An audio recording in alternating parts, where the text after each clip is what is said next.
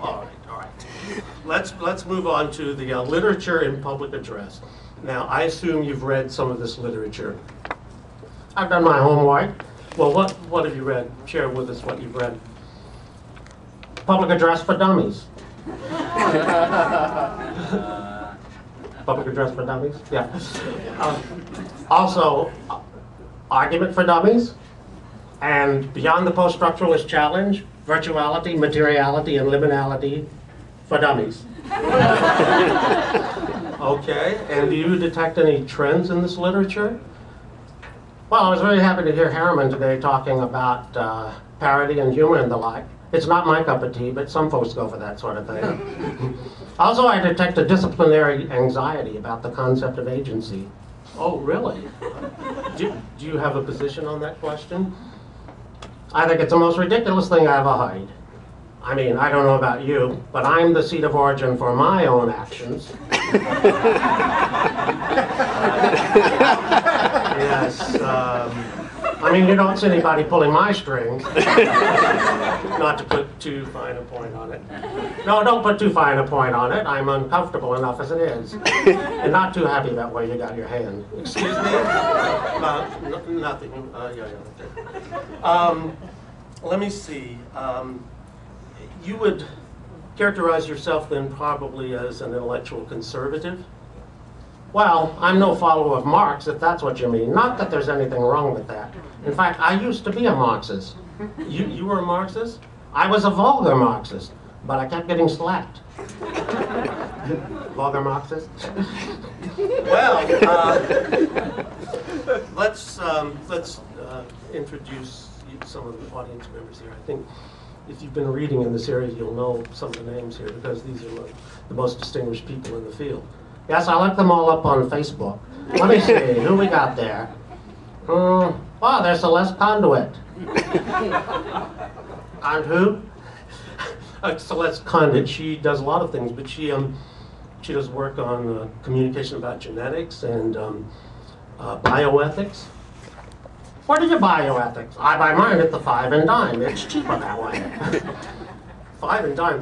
That's a phrase I haven't heard in some time. Well, you should try to get out more. Let me see. Marty Medhurst. He's still my heart.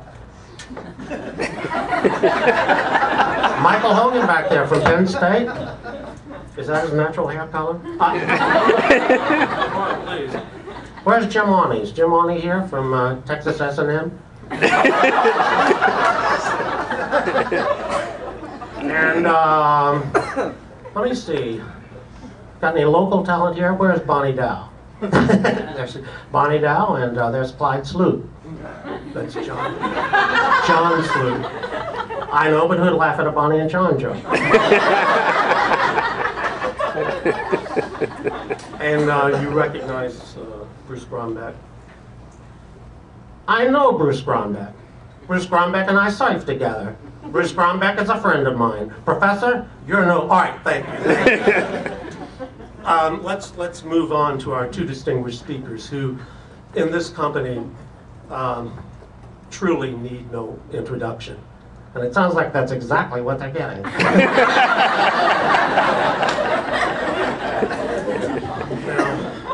And by the way, where are they? Oh, they're seated right over here. Who's on first? Well, who's on first? Who's on first? No. That one's not going to work because Professor Zarefsky is first. Very well. Which one is he? Well, let me see. Zarefsky is seated to the left of Professor Left. Zarefsky is left? Right. You just said he was left. No, I said right. He's left. Well, then who's right? Well, that's left. Left is right. Right. I think I got this figured out. If Zarefsky is left and left is right, then by the commutative property, Zarefsky is right. No, that's wrong. Wrong? You didn't tell me about him. You said there were only two of them. No. There are only two of them. Let's get them up here. Very well, gentlemen. Just a couple of short questions that I hope you can respond to when you come up here. Professor Zarefsky, how do you account for the failure of Lyndon Johnson's Great Society program? Second, who won the Lincoln-Douglas debates and why? Third, what's the relevance of argument in the context of the internet? Fourth, I think Professor Zarefsky already knows what he's going to be saying. Well, I'm just trying to help the guy out. I mean, he's got a lot of time to fill. Yes, less apparently than he had thought. And Professor, is it left? Right. Professor Wright, I'd be ever so grateful if you would quote from Cicero in the original Latin. Quo usque line. It's such a romantic language. It's I hope, we. All right, let's bring them up. Gentlemen, get on your marks, get set, and don't speak till you hear the sound of the gun. And if you speak too long, I'll give you a signal. I'll start singing. Way down upon the Swanee River. Thank you, Dr. Hackenbush. Thank you.